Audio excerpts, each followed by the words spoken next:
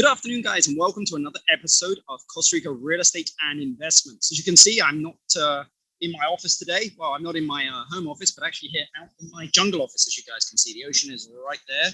Hopefully you guys can see it. Not a bad office for the day.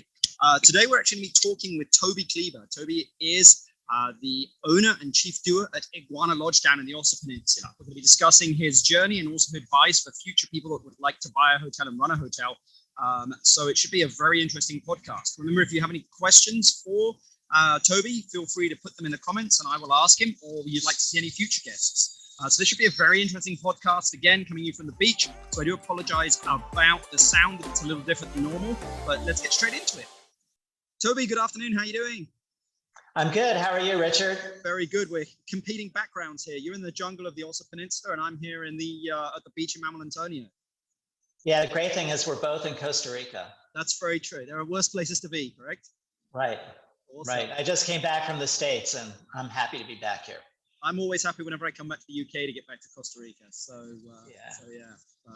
Well, I mean, it's thanks very much for joining us on this podcast. I think it's going to be a real interesting talk today. As I mentioned in the intro, we're going to be talking a little bit about kind of what hotel ownership is and a little bit about your journey and advice. But again, you've been down. How long have you been down here in Costa Rica now, Toby? 21 years. Wow. You got me beat. I've only been 17, so congratulations. You're alive. Yeah, and it's been a great deal. This is it was a good move when we did it, and still is. I love it down here. Awesome. Yeah, well, I always see you smiling whenever we talk, so it must have been a good move. Even when we're talking about not so great stuff, sometimes it's you're always smiling. So. Yeah, well, that's part of the attitude you learn down here, I think, is that people are, this is about a country of wonderful people. So, and you learn a lot. I certainly have. One of them is just to learn to smile and work through it. Pura vida, exactly. Yeah, right. So, I mean, you've been down here again, 21 years, and we've seen a lot, especially the past 18 months. But what has surprised you recently?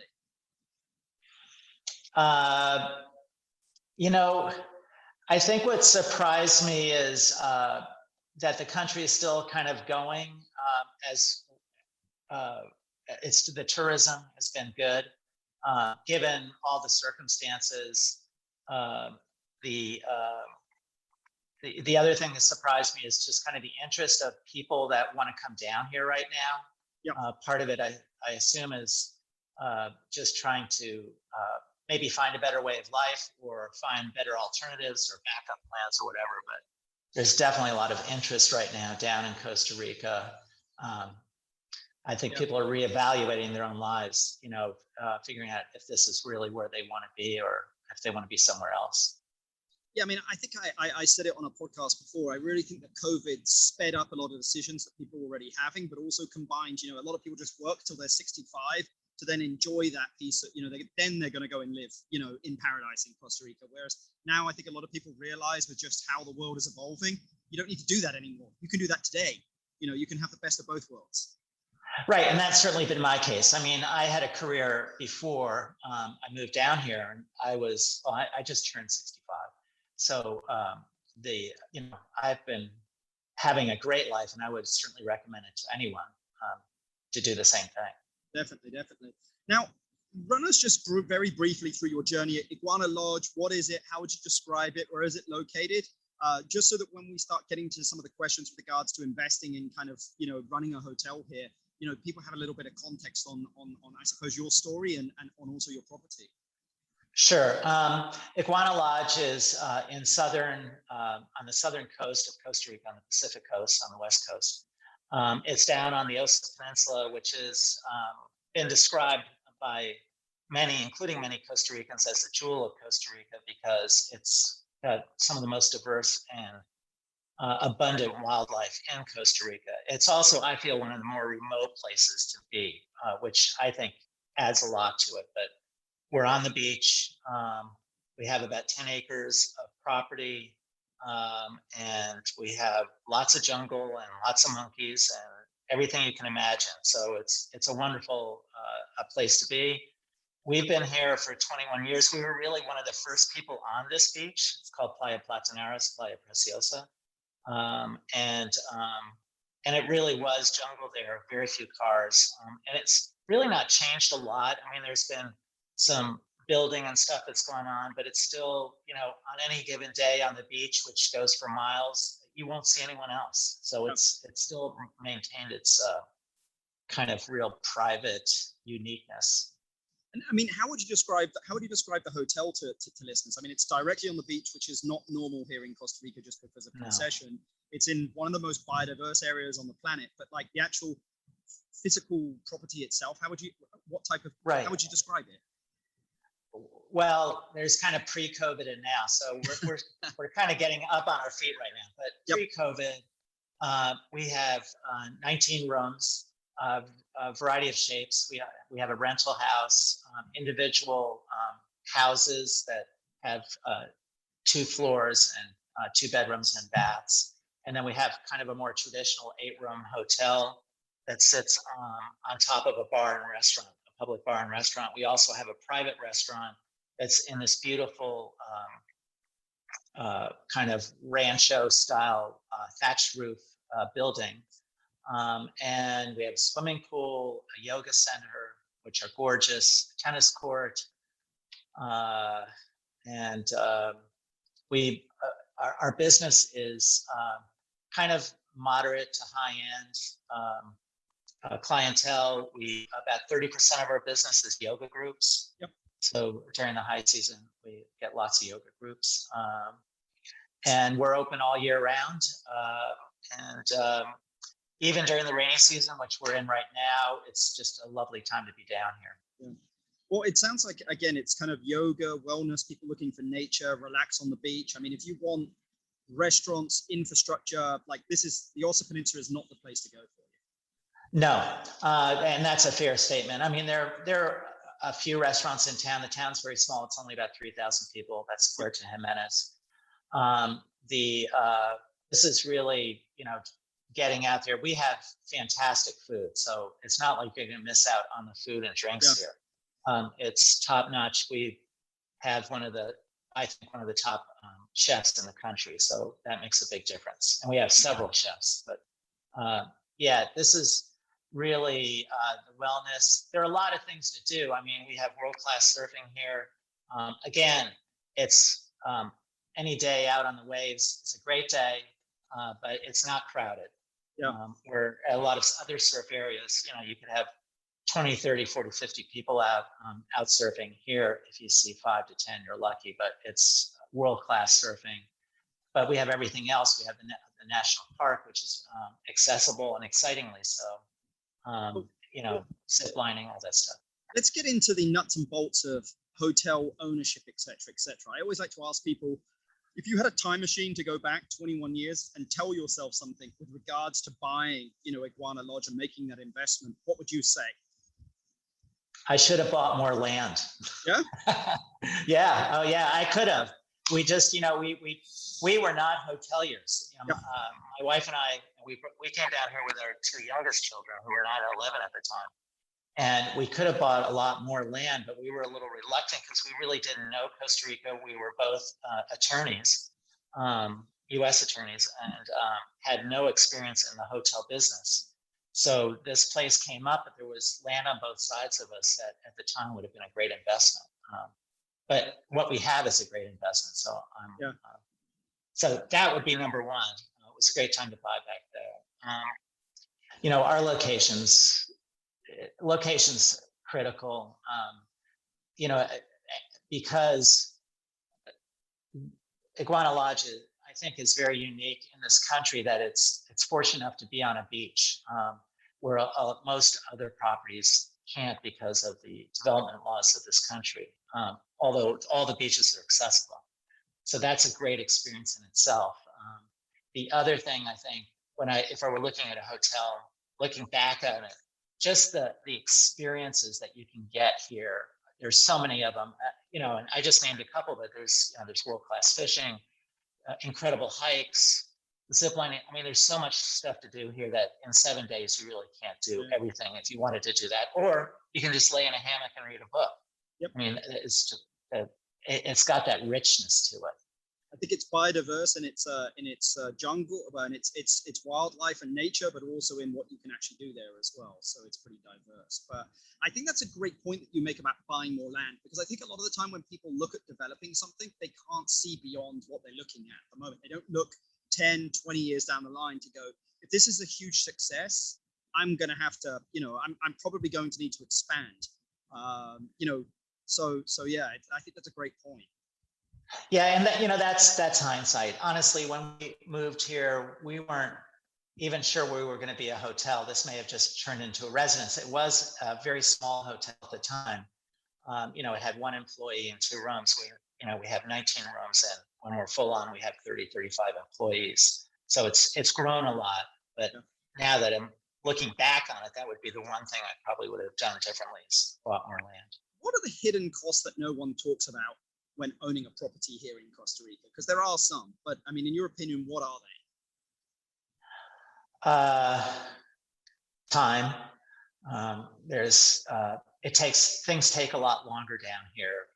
And I think that may sound silly in one sense, but we're so used to the United States of things kind of moving along and happening fairly quickly. I think a lot of people give up on the process down here. So that's definitely an unknown cost. The other cost is honestly just owning and operating land. If you're not going to live here, it becomes fairly expensive, because you have to have a live-on family that you have to pay for, and make sure that all the legal stuff is in the correct way, so that you don't somehow lose your land while you're away because it wasn't done correctly. There's there are a lot of compliance as a hotel. There are a lot of compliance things that originally really weren't enforced, but they are now, and those become expensive. Running a hotel is not as cheap as it used to be. Whether it's all the taxes and sales taxes and the insurance and everything else, and these are normal operating things, but when you first came down here, a lot of these really didn't exist. They do now. Now, talking about the operation of a hotel, I mean, where is money made in hotels? People think that it's just going to be like room rental, but like if someone had purchased a hotel, what would be your biggest piece of advice to them on making money? Where should they focus their time? Well, I think 2 parts. One is you need to have enough rooms. There's some sort of metric there that says once you're above a certain number of rooms, you really start to make money. And that's the number of keys that you have. What do you think that magic number is? I think we've been operating right at the crux of it, around 19 rooms. Yep. I think anything after that, for this size property, is going to be fairly profitable. So, I'm sure we're going to talk about it, but we're in the process of doing a development, and we're shooting for 25 rooms, 25 keys. So that's our goal. That's the magic number typically, anywhere like as low as 15, but then have room to go to 25, just because when you get to 25, you don't need that much more staff. The fixed overhead kind of diminishes, the variable does not increase that much, but your top line revenue does. Yeah, and I'm not, my business savvy is just by experience. I don't have a business background. Yep. But I can read numbers, and that's for sure. As we've been working through the projections and stuff, the way your income starts shooting up after about 15 to 19 rooms, it's significant. Yeah. And then, obviously the other big thing is you want to make sure that you've got not just the rooms, but the experience. I think that is, as much as anything else, to be able to provide people a good experience, whether it's great food. The food you're not going to make a ton of money on, but it's a very important amenity to compared to the rooms. It's a very important amenity for guests, and then the other thing is just hiring a great staff. To me, that's probably the most critical thing. People are down here to find out about Costa Rica, to meet Costa Ricans, and there are a lot of great ones, and to have a great staff that can satisfy that is fantastic. Yeah, I mean, I agree completely with you with regards to it, because all of that makes up the experience, meaning that, everything from the room to the staff, to the food. I mean, it's all part of the experience. And I mean, I think that's just vital, like foundation stuff that any great property is going to have. Right. I mean, just going back, I mean, for you, in your opinion, I mean, what's the best thing about owning and running a hotel, in one of the most biodiverse areas on the planet? Because I think it's very difficult for listeners here to really understand is where you guys are. But I mean, you're on the beach and jungle hits the beach. Like you're in the, like it's David Attenborough, it's National Geographic, it's, BBC Wildlife. I mean, you're there. Yeah, no, it's definitely all of that. I think there are two parts to it. One is just being in this environment is just fabulous. I mean, I wake up every day. I'm excited to wake up, walk out on the beach, watch the sunrise, drink a cup of coffee, and start my day like that every day. That's just, two thumbs up on that one. The other thing, which is, I don't think people realize, but since we live here on site, it's significant, is meeting all our guests and talking to them. That, to me, is a wonderful thing. And just learning and talking to people. And it's not like I'm sitting there trying to sell myself. I'm just really interested in who they are and find out about their lives. And it's so fascinating. It's really rich.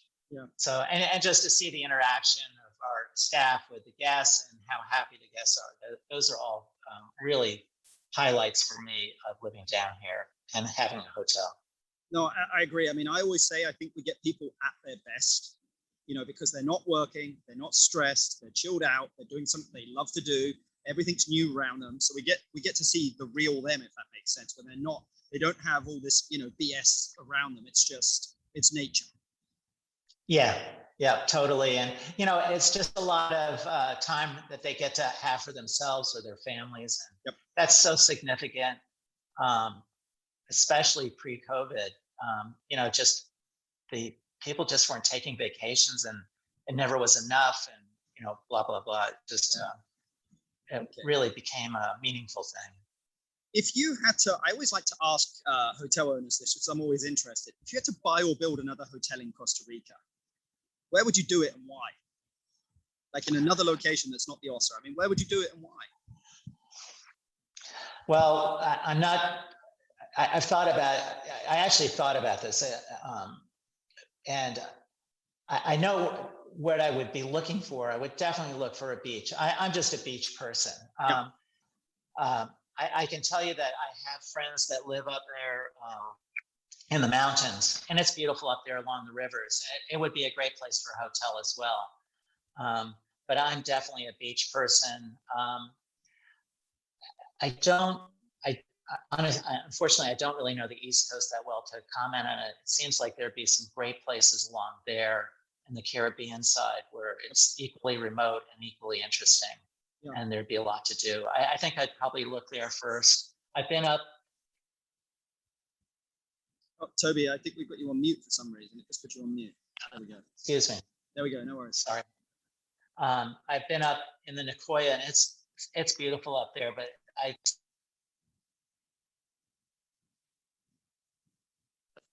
I know who's calling. But anyway. But I would definitely look for a beach property. It's great. I mean, to me, that experience of waking up in the morning and not having to put shoes on, you can go. They're persistent, whoever's calling, Toby. It must be a salesman.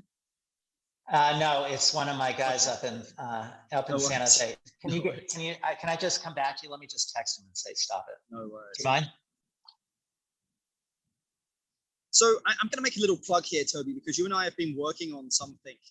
As you know, I've released kind of Costa Rica's first tourism bond last week, which is basically investment vehicle for private investors here. And you and I have been discussing about doing something similar for Iguana Lodge. I mean, maybe you could just give listeners, again, this is our plug here, guys. So if anybody does want to kind of stop now, feel free to. But I think that, for some private investors out there that are looking to make an investment into Costa Rica, into an existing successful, tourism project, I think Iguana Lodge could be very interesting, especially for people that are looking for that, that environmental, social, kind of investment. So I mean, tell us, I mean, what you guys are looking to do. We are planning to do a major upgrade renovation to Iguana Lodge, where it will probably cater to more of a luxury end set of clientele. The reason we're doing this is for several reasons. One is that the OSA is changing, and while this format did work very well for a long time, it's definitely getting a little tired out. So we need to kick it up. We've also been lucky to get involved with a great management company called Cayuga Collections, and so we've redesigned this hotel into a kind of an eco luxury boutique type of hotel. It's going to be really exciting. And as part of that, obviously, we'll be financed. We're going to have to get into financing. And one of the ways that we're looking at is through your eco bonds, which is exciting. Yeah, I mean, it's been very interesting just during COVID, because again, access to capital really was kind of throttled back here by the banks. Banks charge anywhere from 8 to 10%. And they just don't lend. They don't want to lend at the moment to the tourism industry, because it's just an industry that that they feel is risky. Whereas anybody that's in the industry understands is like it's on fire at the moment. Like July, in most hotels, June, July, and August, it was better than 2019, like better than pre-COVID, and we were an all-time high there. So right. And we only see this based on our data, going on, continuing, just because Costa Rica is such a great destination for wellness, and it has such biodiversity all over the country and everything for anyone. So yeah, I mean, I think these are exciting times for investors and also anyone in tourism. Yeah, and I think there's definitely a fundamental shift. I mean, one of our goals here is the whole environmental piece. And yep. If anyone were to come to Iguana Lodge, you'd realize that this is not your standard hotel, with rooms stacked on top of each other. These are well-placed, very private buildings in the jungle. We've gone out of our way not to cut any trees. It's very natural setting. And, I've got grandchildren now, so, I want to leave something that has a very positive impact on the environment. Our goals are, very much in line with, zero carbon and all those things. That's part of what we're building into here. And also one of the reasons that we're interested in the luxury market is because we can sustain things at a much higher level, including community programs and do the things that are necessary to really make a positive impact on this planet. So for me, that's certainly been a big motivator. In terms of investment, I know my kids want to invest in it. I don't know if I'll let them, but there's going to be something really special there is something very special about Costa Rica, and the stability of the country, and it's taken environmentalism and their environmental goals, which are really aggressive in terms of net zero by 2030.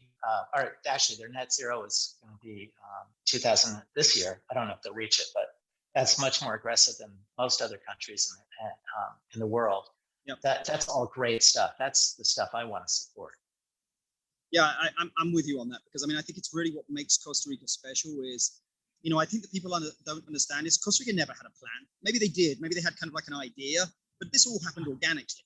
I mean, it really happened organically.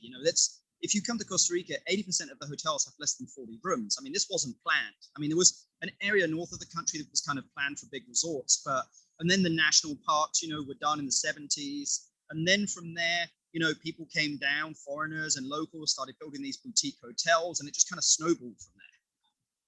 Yeah, and I think that's a really important point, because this is an internal development that's happened within this country. It's not like the government saying this is what's happening. It's actually Costa Rica. It's they have a buy-in on this. You talk to even my workers here and stuff, they all understand the significance of this. So this is, you got to give kudos for the government for the things they've done, which have been great in terms of environmental, and generally they do a great job. But the point being is that this is a kind of started at the roots here with people here, and it pays for them too. I mean, that they make money off of this, and I'll tell you, it's a lot. Hotel work's hard, but it's not as hard as chopping a field with a machete all day long. And so they really appreciate that. Yeah. Now, last question I always like to ask every single guest on the podcast. If you inherited $500,000 and had to invest it in a business or real estate in Costa Rica, what would you do with it and why? I think I know the answer, but I thought I'd ask. Let's say you couldn't invest it in your own hotel. Because I know that. Well, I actually tried to buy my neighbor's property. He wouldn't sell it, but I don't blame him. He doesn't have to. So I was looking at it from that perspective. But, I probably look at something similarly. I certainly, for that kind of money, I wouldn't invest it all into another hotel. But if I found co-investors, I would certainly put my own money into it, especially when you've got like these management companies like Cayuga that have it nailed down. I mean, that's a really important ingredient that I can't say enough about, because if you don't have a management company that can actually perform and do the management, forget it. And especially if you're not going to be doing it yourself. And that's what we're transitioning. We're going from me and my wife to a management company, but this company is fantastic. And you really have to look at the whole structure. But to me, that's where I put my money. I'd actually go to them. Yeah. Have you got another hotel that you want to fly in? Well, I probably have some money. I completely agree. I mean, the Cayuga guys do a great job. I mean, they're here at Arenas del Mar. They do an amazing job. Up at Senda, Aguas Claras, they have Jicaro. I mean, these guys have Palenque down in Panama. I mean, it's a very boutique, sustainable management company that they have. And they do. Hans and those guys do a great job. We actually had Hans on one of the previous podcasts a while back. So yeah, I think that's great advice. Yeah, and they're real people. Yep. They are everything they say they are. They really care about the environment. They care about the community. They really invest themselves. That's the kind of people I want. Yeah. And I'm not trying to promote them, except to say that when you're looking at business opportunities, you really want to make sure that whatever business you get into, it's got the right people behind it. I agree, and the values are aligned, etc. So yeah, I completely agree. Well, Toby, I'll not take any much more of your time. I think it's about to be happy hour here at Arenas del Mar, so I'm going to take advantage of that. I wish I was there. But I really want to. Go on. So go ahead. No, I wish I was there to have a drink with you, but I understand. Great. Enjoy it. Have one for me. I owe you a trip. I've got to come down there. So in the next coming weeks, I'll come down there, and maybe I'll do a podcast from down there. That sounds great. I'd love to have you. Well, I really appreciate your time, Toby, and I'll put all your contact details in the description. So if anyone wants to reach out to you personally, they can do. But I really appreciate your time, sir. Thank you so much, Richard. No worries. You have a great day. Jam. Okay, thank you.